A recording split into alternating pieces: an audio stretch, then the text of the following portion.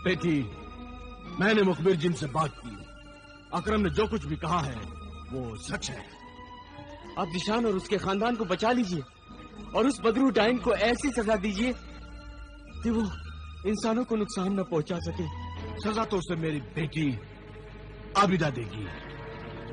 उस जालिम बदरूह ने शरारा गुल से सोफे निज़्वा बनकर मेरी बेटी का घर छीना है और मैं उसे उसकी पूरी दुनिया छीन लूंगी।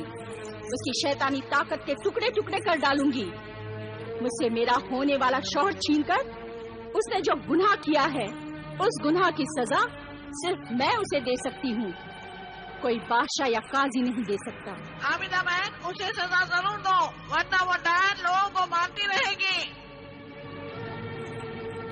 और तुम जिशान को समझा दो, उसे बचा लो। सोफो निज़्वा के हुस्न का जादू उसके सर चढ़कर बोल रहा है। वो हमेशा उसके हुस्न की तारीफ करता रहता है और मैं और सोफो निज़्वा एक दूसरे को पहचान चुके हैं। मुझे अपनी जिंदगी के लिए खतरा महसूस हो रहा है। डरो नहीं आबिदा, इन्हें वो नक्श जलाली वाला तावीज दे दो।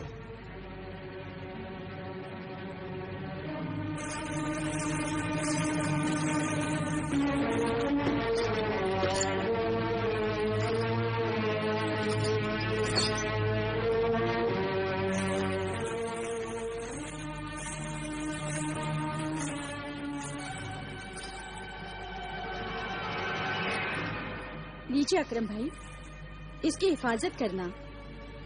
ये तुम्हारी हिफाजत करेगा। ठीक है, मैं इसकी हिफाजत करूंगा। मैं सोचता हूं कि मासूमा को अपने घर बुलाकर उसे ये बता दूं कि तुम्हारी भाभी जान कोई इंसान नहीं बल्कि एक बदरू डाइन है। हाँ, बता देना। सलाम सलाम सलाम।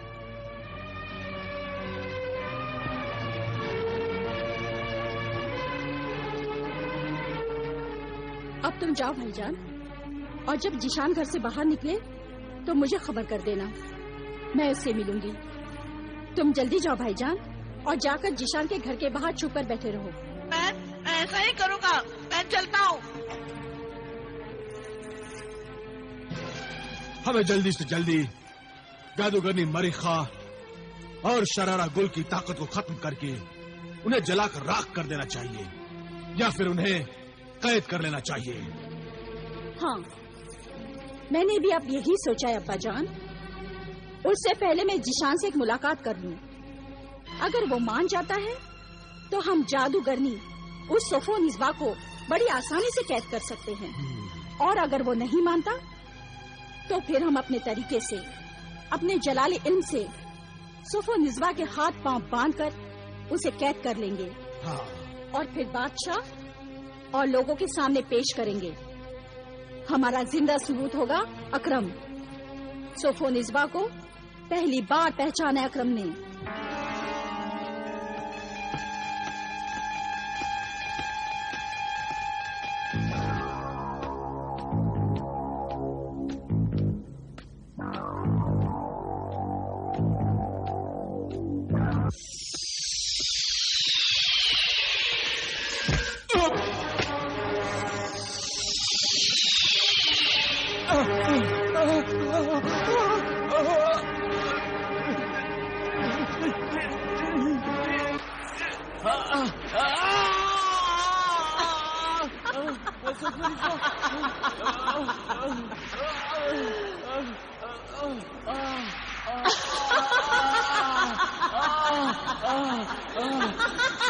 छोड़ दे मेरा हाथ सोफो निज़्वा, छोड़ दे मेरा हाथ। जब मौत हाथ पकड़ लेती है तो छोड़ती नहीं, अपने साथ ले जाती है।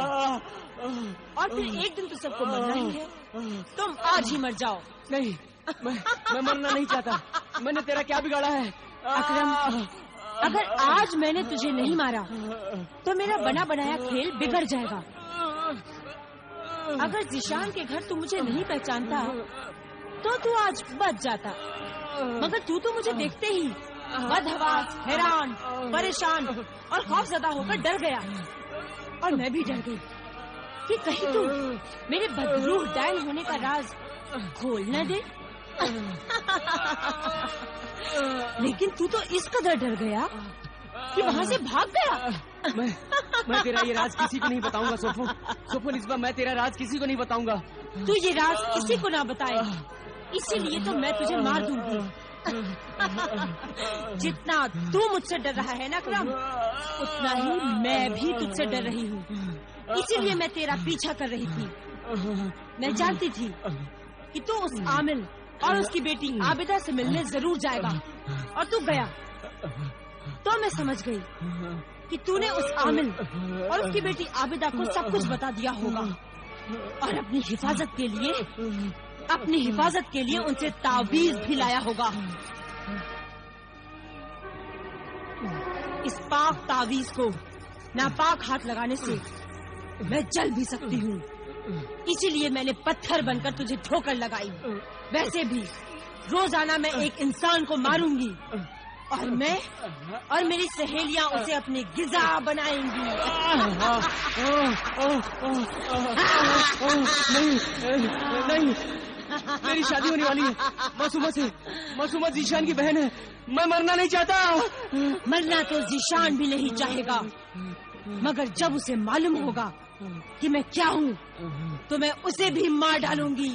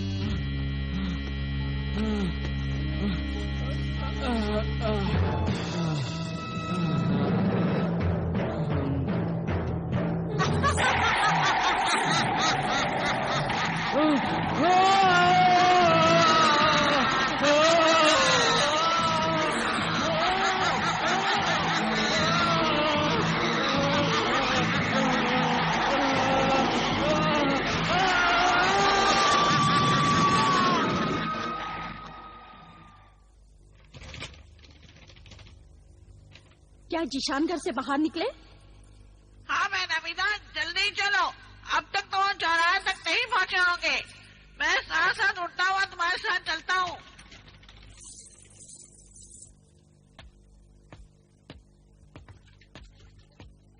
जीशान, आबिदा, बिना देखे ही पहचान गए कि मैं आबिदा हूँ? तुम्हारी आवाज तो मैं मरने के बाद भी पहचान लूंगा। मरने की नहीं, जीने की बातें करो। आज मैं तुमसे बहुत जरूरी बातें करने आई हूँ।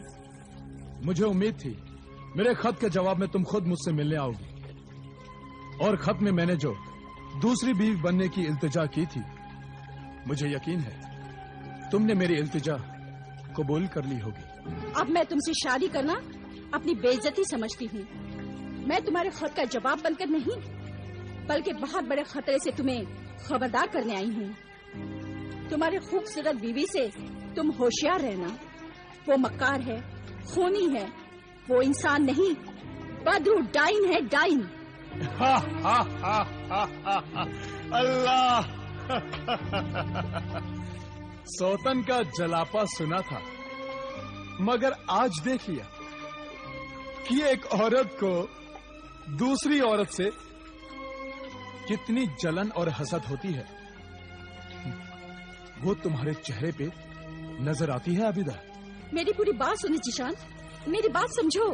मैं अच्छी तरह समझ गया हूं कि तुम क्या हो और सोफो निस्बा क्या है। जमीनों आसमान का फर्क है तुम दोनों में, और तुम मारे हसद जलन के उसे खूनी मकार बदरूह डायन कहती हो। वो है, मेरी बात का यकीन करो जीशान। तुम मकार, झूठी, फरेबी हो आबिदा, फरेबी हो तुम।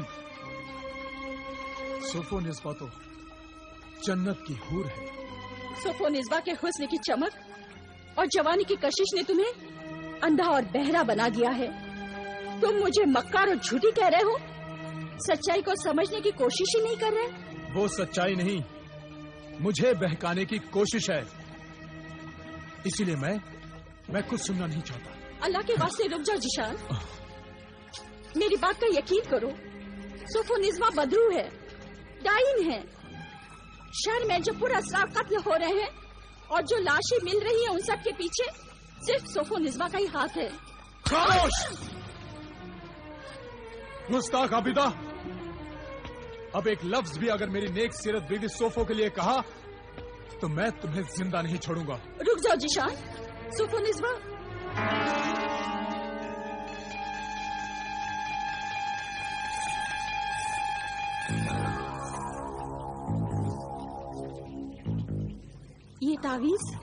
ये तावीज यहाँ कैसे? ये तावीज तो अकरम को दिया था।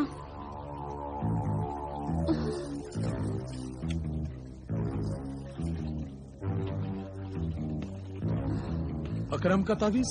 आबिदा बहन, आबिदा बहन, क्या बात है भाईजान? अकरम भाईजान का खून हो गया। हाय अल्लाह! क्या? उनकी लाश तरफ के पास पड़ी है। अकरम का खून? चलो बताता हूँ। हाय अल्लाह! अकरम! अकरम! मेरे यार, तुझे क्या हुआ अकरम? उठ, कुछ तो बोल अकरम, कुछ तो बोल मेरे यार, कुछ तो बोल। अकरम, तुझे उसी ने मारा है। मेरे अल्लाह, उस डाइन पर कहर नाज़िल फरमा मेरे अल्लाह। क्या हुआ तुझे अकरम? किसने मारा तुझे यार मेरे? तुझे क्या हुआ? कुछ तो बोल, कुछ तो बोल अकरम। अल्लाह! अब्बू जान, अम्मी जान, सोफो निज़्मा, मासूमा। क्या हुआ? अब्बू जान, गजब हो गया। क्या हुआ जिशान? गजब हो गया, गजब हो गया अब्बू जान, गजब हो गया। कयामत आ गई अम्मी जान, कयामत आ गई। क्या हुआ बेटे? मासूमा की जिंदगी तबाह हो गई, बर्बाद हो गई। अरे कुछ कहोगे भी? अब कुछ बताओ भी। अकरम की मौत हो गई। मौत हो गई? मौत हो गई? अम्मी जान! अकरम भाईजान को किसने मारा?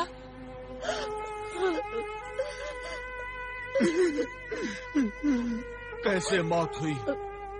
क्या हुआ था? ये मैं क्या सुन रही हूँ? अकरम भाई की मौत हुई? कैसे मौत हुई उनकी? किसने मारा उन्हें? कुछ पता नहीं सोफो, कुछ पता नहीं। जरूर इसमें कोई राज है। आज सुबह की तो बात थी, वो हंसते हुए यहाँ आए और घबरा कर डर कर चले गए।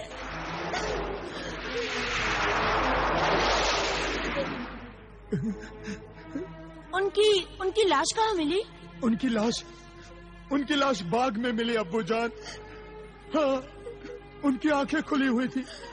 उन आंखों में खौफ था, दहशत थी। वो आंखें कह रही थी जैसे वो मारने वाले को पहचानती हैं। उन्होंने कहा होगा मुझे मत मारो मुझे। उनके चेहरे की बेबसी बता रही थी कि उन्होंने कातिल से बड़ी इल्तिजाएं की होंगी, लेकिन जालिम ने उन्हें मार डाला।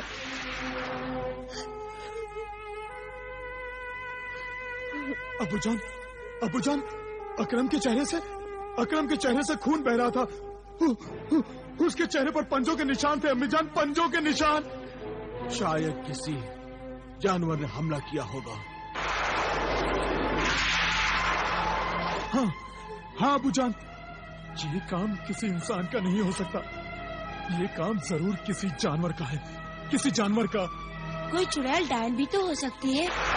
वो इंसान की शक्ल में रह रही होगी और मौका पाकर ही जानवर की तरह खून पी जाती होगी। क्यों भाभी जान, ऐसा हो सकता है ना?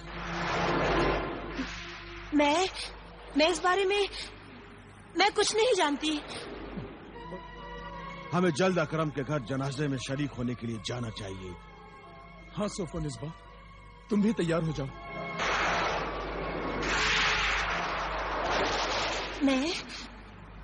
मुझे भी जाना चाहिए। हाँ सोफो निस्बा, अकरम मासूमा का तुम्हारी ननद का होने वाला शौहर था। जाओ, तैयार हो जाओ।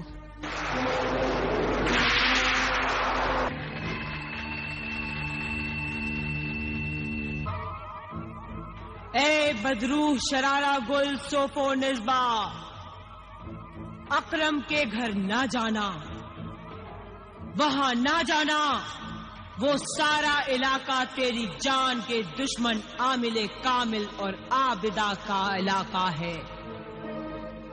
अगर तू इस बार आमिल और आबिदा के पाक इल्म के पंजे में फंस गई और उन दोनों ने तेरे इस शरारा गुल वाले जिस्म को जला दिया, तो फिर मैं तुझे कभी भी कोई भी नया जिस्म नहीं दे पाऊंगी और हमेशा के लिए तू राख बनकर हवा में गायब हो जाएगी, हमेशा के लिए।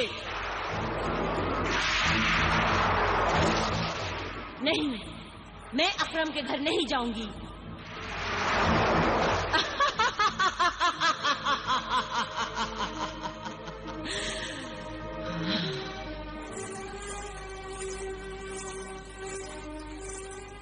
ये लो, ये पहन लो। मैं नहीं पहनूंगी। ऐसा भड़कीला लिबास पहनकर किसी के घर मैयत मातम में जाना गम के जज्बात, शराफत और तहजीब के खिलाफ है बहू बेगम। ये लिबास उतारकर ये पहन लो और चलो। मगर मैं वहाँ जाना ही नहीं चाहती। क्यों नहीं जाना चाहती?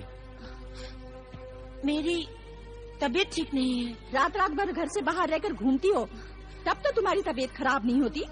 क्या कह रही हैं अम्मी जान आप? सच कह रही हूँ बेटे, आज तक बताया नहीं तुझे। कई मर्तबा देखा है मैंने बहू बेगम को, आधी रात को जाती है और फिर सुबह सुबह आती है। नहीं, झूठ है ये तहमत लगा रही है मुझ पर। ऐसी बातें आपको जेब नहीं देती अम्मी जान। बस बीबी के मगरमच्छ के आंसू देखकर फौरन माँ से सख्त लहजे में बात करने लगा। ये क्या हो रहा है? अरे ये वक्त झगड़ने का नहीं है। अकरम की मौत का गम हमें संभालने नहीं दे रहा है। हमारी बच्ची मासूमा की तो जिंदगी ही उजड़ गई।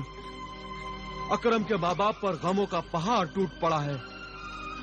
ऐसे हालात में हमें जल्दी से जल्दी अकरम का जनाजा उठने से पहले अकरम के घर पहुंचना चाहिए। चलो चलो बहू बेगम। नहीं, मैं नहीं जाऊंगी। नहीं, चलो सोफो निस्बा।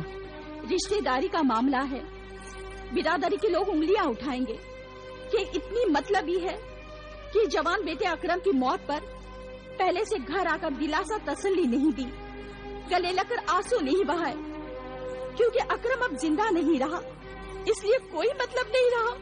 हाँ हाँ अम्मी जान, आप बिल्कुल ठीक कह रही हैं। चलो सोफो निस्बा। अच्छा, चलती हूँ।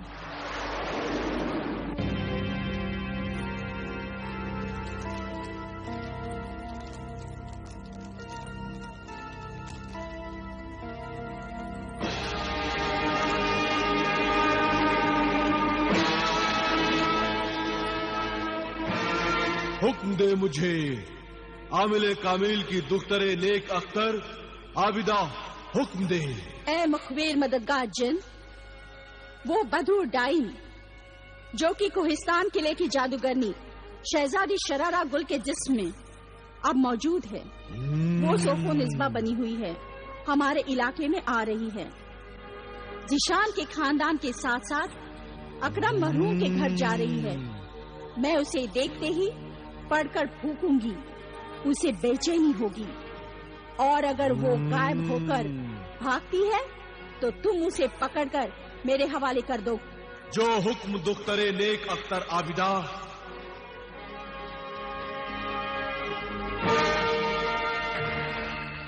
अब जल्दी बता ए जादूगरनी मरेखा, जल्दी बता, मैं क्या करूं? सब घर वाले दरवाजे के बाहर खड़े होकर मेरा इंतजार कर रहे हैं। मैंने कपड़े बदलने के बहाने अंदर से दरवाजा बंद कर रखा है।